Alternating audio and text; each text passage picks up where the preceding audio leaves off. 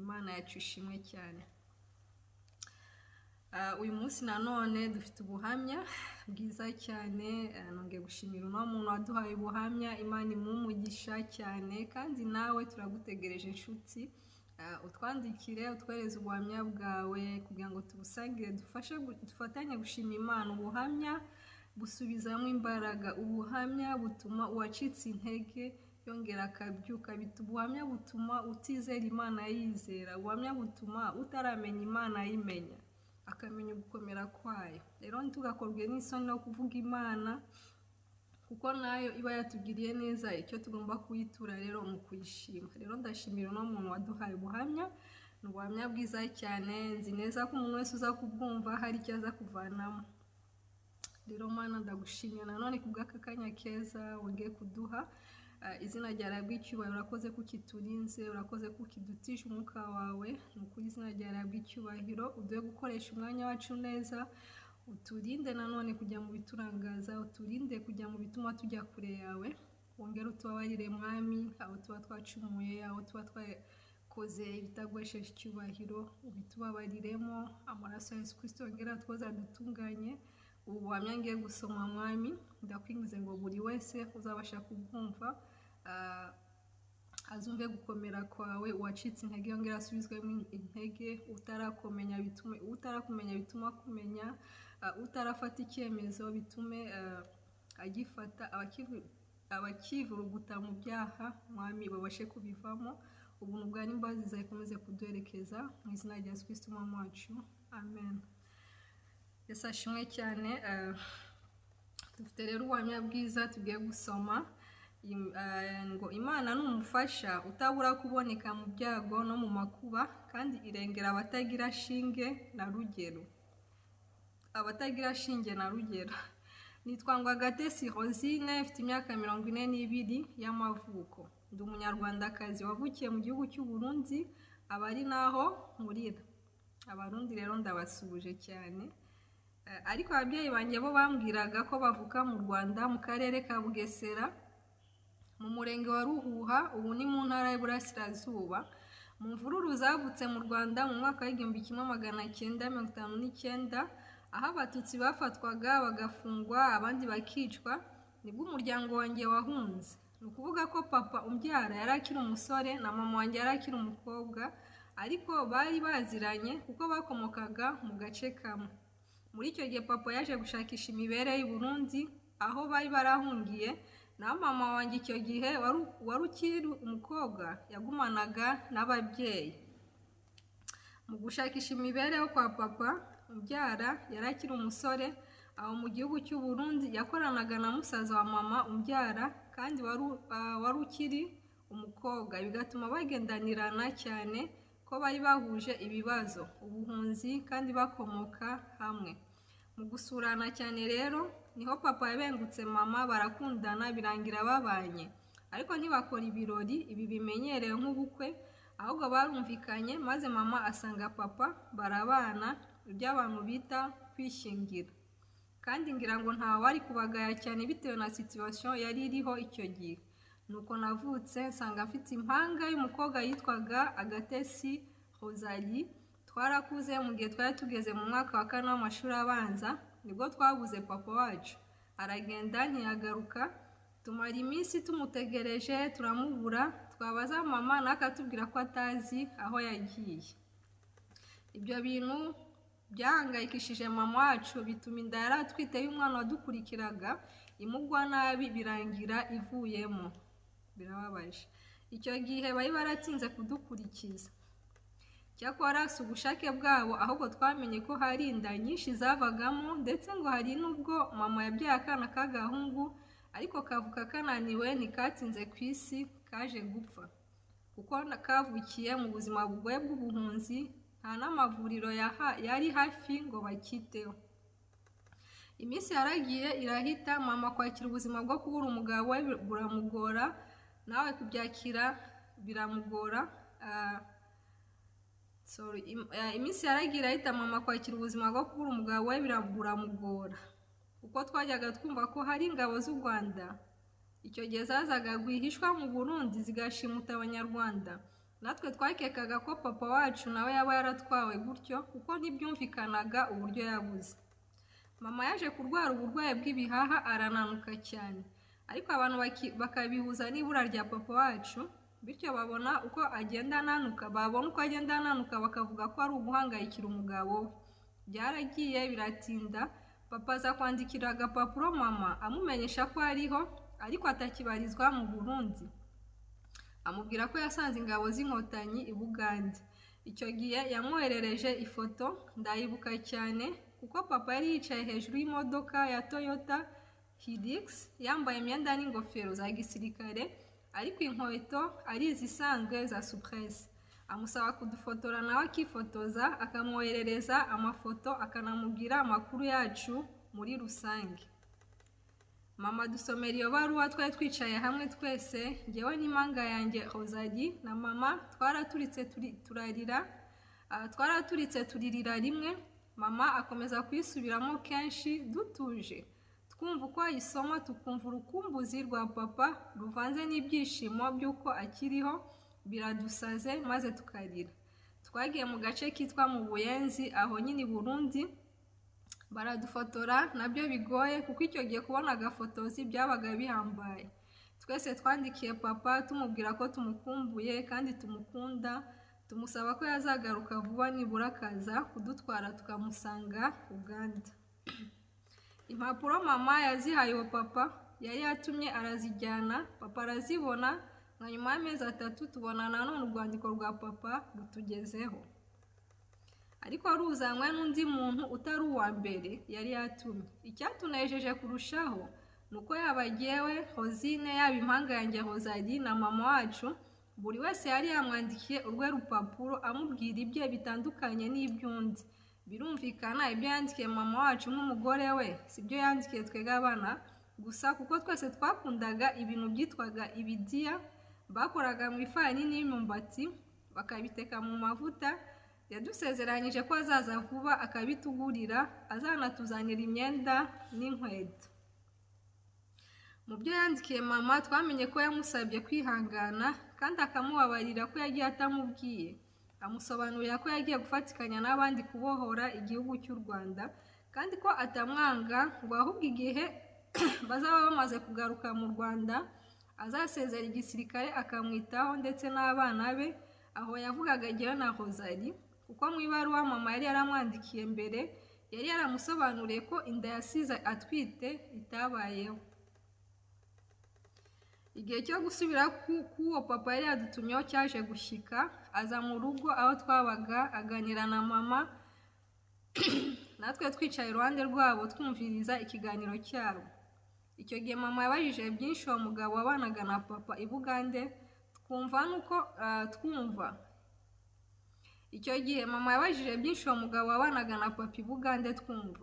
nuko tukumva amubwira ukuntu intambara imeze, ndetse tukumva bavuga ko bazataha, nubwo twega abana tutabaga tuzi aho tuzataha kuko twari tuzi ko turi Abarundi. Uwo mugabo yaje kugenda adusezeranya ko azagaruka azanye na papa, natwe dusigarana icyo cyizere. Iminsi yaragira hita indi iraza, bigera ubwo mama akomeza kuremba kubera bwa burwayi bw'ibihaha.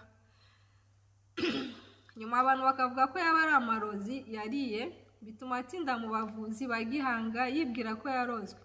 Kera byaratinze, yagiye kwa muganga basanga yarwaye ibihaha kubera gutinda birangirika, bamuhaye imiti imufasha gucuma iminsi, kuko gukira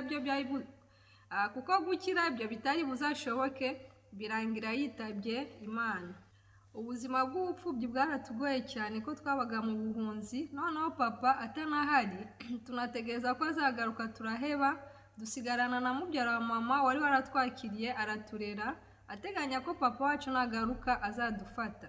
Ibihe byahaye ibindi, inkotanyi zitera u Rwanda zirarubohora, biba ngombwa ko abanyarwanda bari barahejejwe hanze bataha, nuko natwe twatahanye na wa mubyara wa mama wari waratwakiriye. Tugeze mu Rwanda twaringukiye i Butare, nyuma dukomeza i Kigali, ni naho twakomereje amashuri n'ubuzima. Nyuma twaraperereje ngo tumenye aho papa wacu yaba aherereye, tuza kumva amakuru ataratuguye neza, atubwira ko papa yaguye ku rugamba rwo kubohora u Rwanda, arasirwa ngo ahitwa Nyabwishongezi, nuko twabwiwe.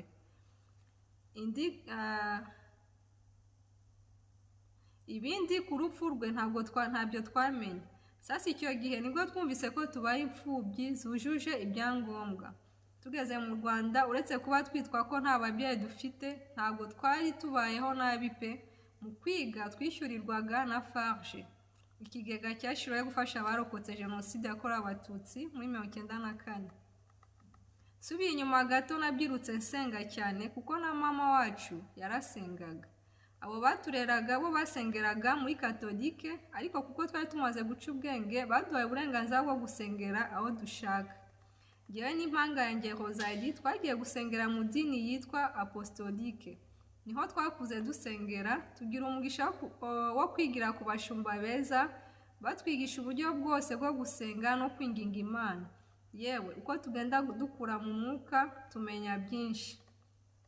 Nakuze numva ashaka kuzajya mu ijuru kuko numvaga umubabaro nagize wo kutabana n'ababyeyi banjye nakundaga, ntawongeraho kuzarimbuka. Bituma nkura ntinya ibyaha, yewe n'uwashaka kubinjyanamo wese nkamuzibukira. Igihe cyaje kugera Imana itangira kujya inganiriza mu buhanuzi. Umunsi umwe ndabyibuka twagiye gusenga, umukozi w'Imana ampagurutsa mu giterane, arambwira ngo nakire inkweto na uniforme kuko ngiye ku ishuri kandi iryo shuri nzaritindamo, ngo nitwaze impamba ihagije. Icyo gihe sinabyumvaga kuko nigaga kaminuza i Butare, kandi muri kaminuza nta uniforme bigana. Mbese byarancanze sinahita menya neza icyo Imana ivuze. Amateraniro arangiye negereye umushumba wanjye cyane ko namufataga nk'umubyeyi, maze musobanuza ibyo bambwiye. Yambwiye ko ishuri bambwiye ari iry'ibigeragezo, ansaba gusenga cyane, ariko nanyemerera kujya ansengera. Igihe cyarageze turangiza kwiga, jyewe nari narize ishami ry'ubuvuzi bw'indwara zo mu mutwe, psychologique clinique, nawe impanga yanjye yarize kuvura indwara z'amenyo. Naje kubona akazi muri ONG, organisation gouvernementale, kari keza kandi kampemba neza. Nyuma impanga yanjye nayo yaje kubona akazi, ariko we ntibyatinze ahita anabona umufiance. Nyuma y'umwaka bari bakoze ubukwe bwiza turabutaha birarangira. Icyo gihe nanjye nibwiraga ko bidatinze nanjye nzakora ubukwe cyane ko ntari umukobwa mubi kandi wize unafite akazi keza. Byongeye kandi nararambagizwaga cyane n'abasore batandukanye, bigatuma nizera ko nanjye biri bugufi kubaka urugo rwanjye. Nyamara ibyo nibwiraga siko byaje kugenda, kuko umuhungu nemereraga ngo tube inshuti, iyo twageraga igihe cyo gutegura mariage yabivagamo.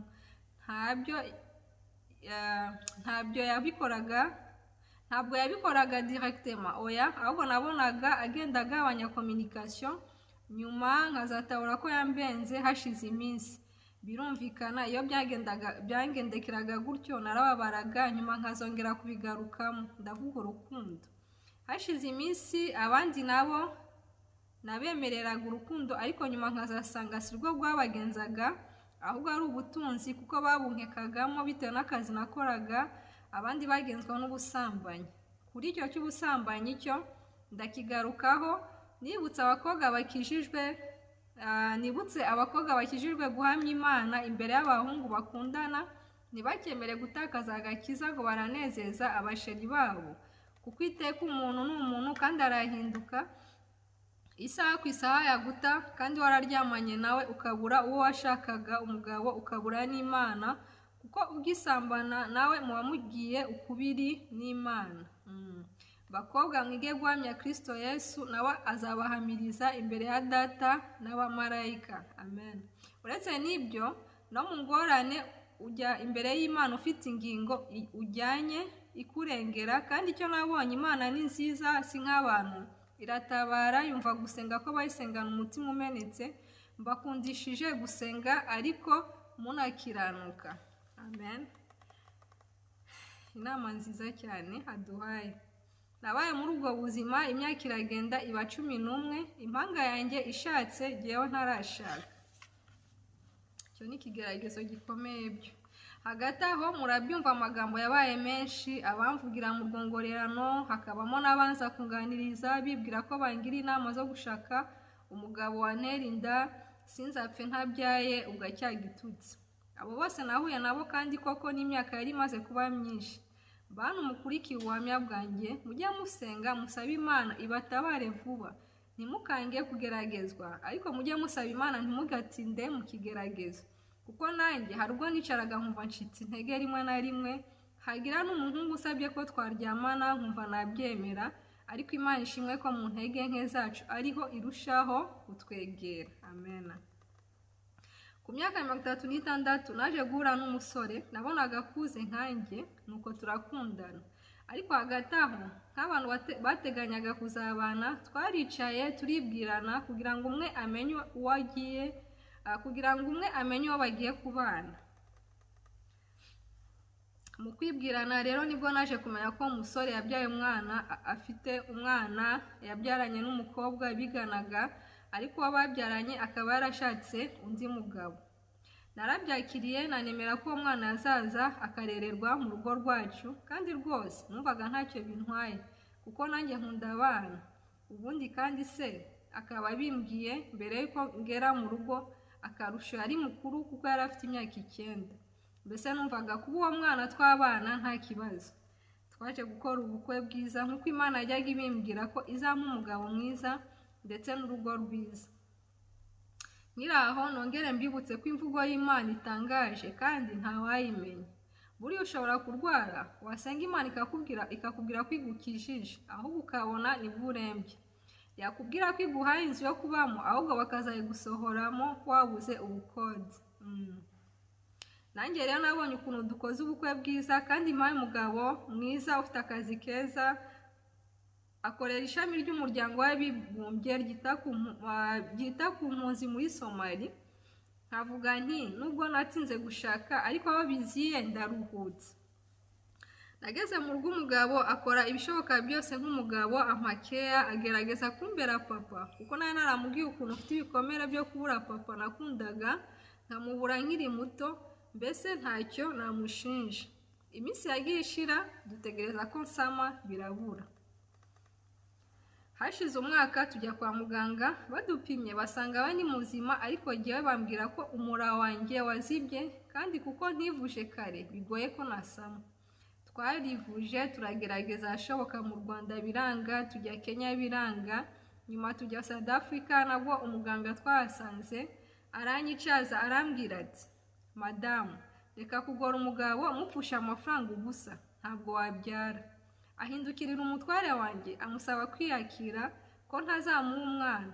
Cyakora tugira inama yo gufata intanga tukazijyana mu byuma bakazihuza, umwana akazaza yitwa uwacu ariko tutabyaye, nk'uko umugore asama agatwita.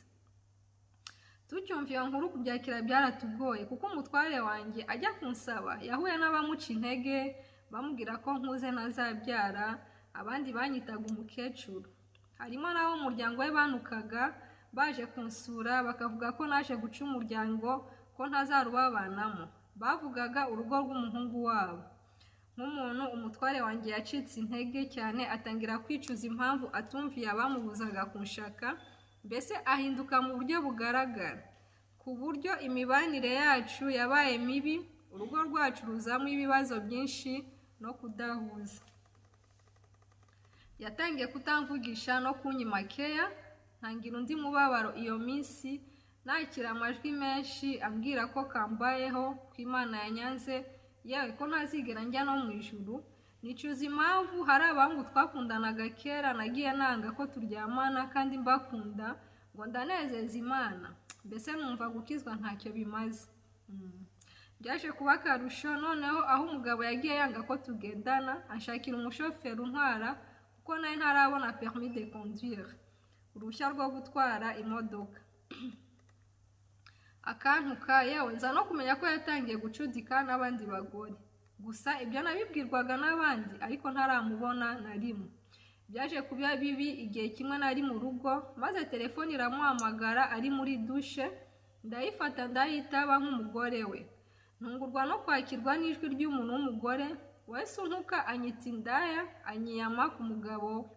Narashavuye kubyakira birananira bitasanga umugabo muri dushe ntitaye ko arimo koga, nawe abimenye ko namuvumbuye yagize uburakari ahita nkubita urushyi, nikubita hasi maze abihererekesha amagambo yambabaje, ambwira ko ndutwa n'indaya zo ku mihanda kuko zo wanazitera inda zikakubyarira.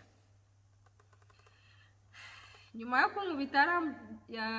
kumubita yarambaye ajya mu kazi, sigara mbabaye nibaza icyo nakora, sanga singira iwacu ngo ndahukana mbura uwo naganyira uretse impanga yanjye yonyine niyo nabwiraga byose.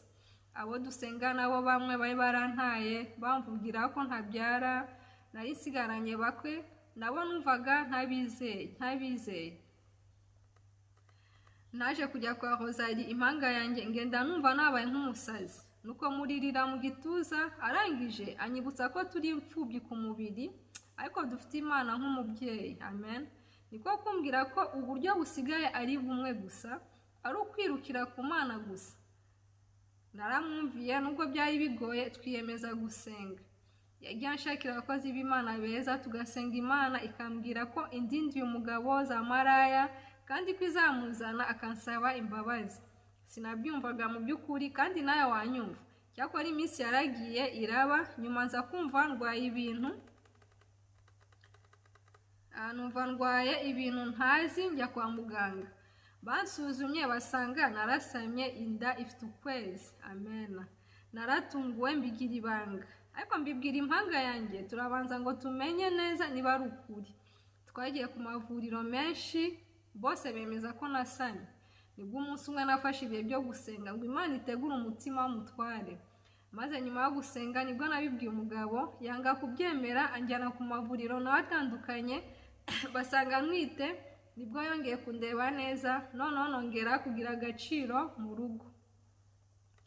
Nyuma twaje kumenya ko ntwite impanga, umuhungu n'umukobwa. Amen. Turanezerwa cyane, twongera gukundana nk'uko mbere byari bimeze. Cyakora koko Satani ni umugome.